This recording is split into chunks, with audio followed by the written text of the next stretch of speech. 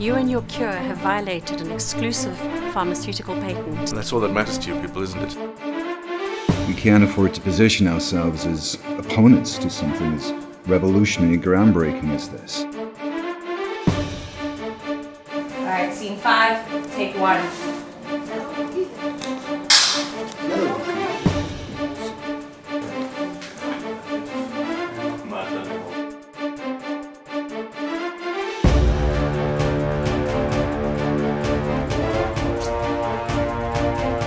We're doing South Africa's first iPhone short film. So we're really hoping that this important story, which is about HIV and AIDS in South Africa and the politics of pharmaceutical patents in researching ARVs, we hope that this story will really capture the South African audience and internationally as well. And shooting it in this innovative way just contributes to its uniqueness. Odell de Wet will be playing Tammy. It's the hero's love interest. And I worked so hard to prove my father wrong about you, but he was right. You are a coward. Cut.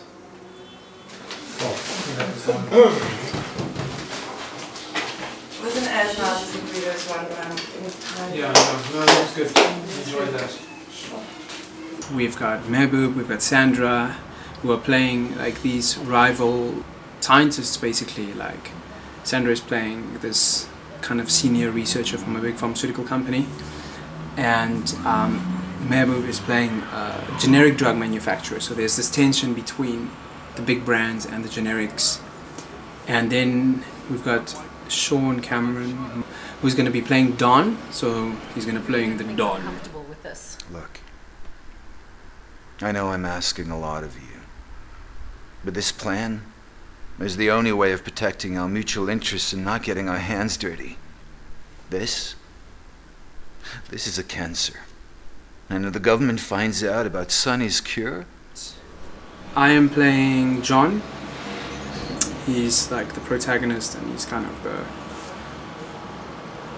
unstable person in the story. So the story is basically about his transformation and how all these external factors affect his inner journey. So yeah.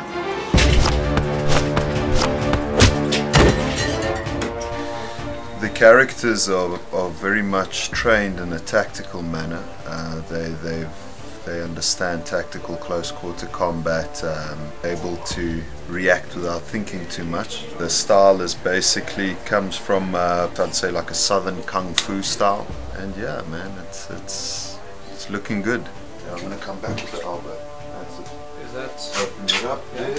Come there. No. Over there. okay? I'm gonna put them up against there. And then bring him into a chop grip.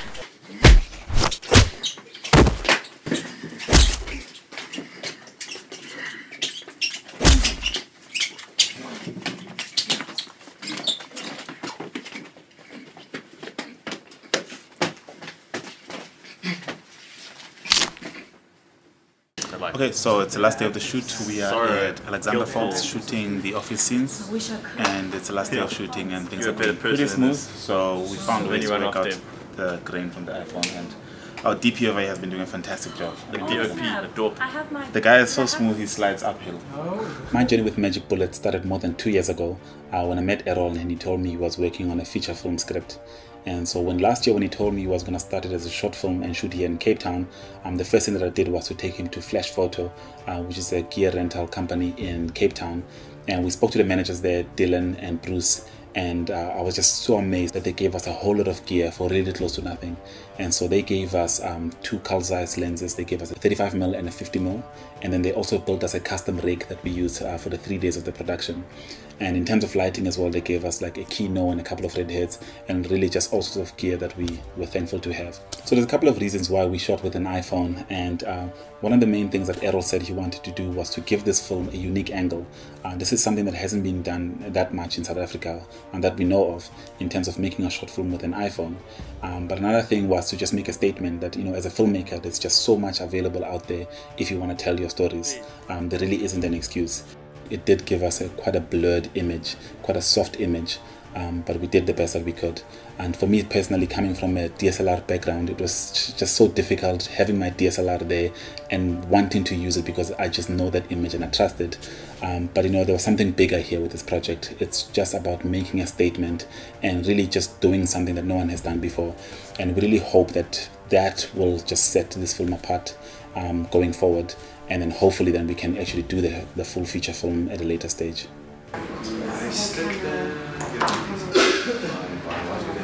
Over the last 3 years, I've built a couple of DIY rigs, and Errol asked me to bring some of those rigs to this production. And in particular, I was excited to see my skateboard dolly that we used, and I really hope that it elevated the shots that we have to just again add to that cinematic feel to the film.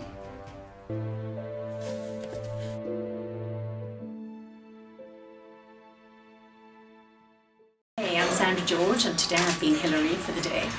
Really enjoying being her. She's quite a confused character. She's jumping between being corporate hat and then going across the genetics. He's overstepped a legal boundary.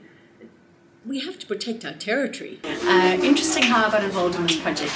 I did a short movie with a friend of mine called Ryan Kruger, called Time Travels, with Graham Clark and Sean Cameron. And at the end of the day, I basically just tweeted a picture and kind of like rapped for the day. And within an hour, I had got a tweet from Errol to ask me if I was interested to do this amazing project. And it's just, I love Twitter, because I mean, what are the chances? So yeah, we just basically started chatting via email, and of course as soon as I got the script and realised what was going on, I was like, so there dude, so here we are. Day one, wrapped. My name is Mehboob Bawa and I play the role of Sunny in The Magic Bullet. How did I get involved with the project? Was coerced and was told by gunpoint that you have to do this. No, seriously, I met Errol, strangely enough, the director, probably about 2 years ago maybe, at a film and event media function, and we just got chatting about movies. It's a passion of mine. I've been an actor about 23 years now. But Errol and I just had a great conversation about film and what he was doing. I kind of gave him some advice, I think, that he took to heart. And I got a call from him probably about 3-4 weeks before we went into production of this film, saying he had written a fantastic script and I should read it. He's a part for me. I did. I loved the script. I thought it was really intelligently written, well put together, well thought out. The great thing about it was when I met with him and spoke to him about the motivation for characters and how he saw the plot line going forward. He answered all the questions, you know, very succinctly and in a great way, and it made me very comfortable with the characters and the motivation for them. I also, for my sins, review movies, and I'm a film critic, so I always ask these questions when I watch movies. You know, why did that character do this, or why did this happen? And sometimes it fails in a movie that the characters are just so poorly written. But with The Magic Bullet, I think that's one of the strengths of the screenplay, is that the characters are so well defined that it's a joy working on the production. I think South Africa really needs filmmakers like Errol to go out there and do their thing. We get very little support from the structures quite often, so this is a fantastic initiative, and I'm blessed to be a part of it. Was that good? Yep. Okay, well, that's a wrap. That's a wrap. That's a wrap.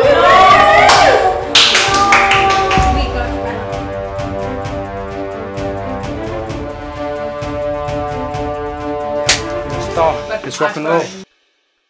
You want me to babysit your daughter to Paris. Why can't you do it yourself? There's more to it than just babysitting, John. And you know I love you.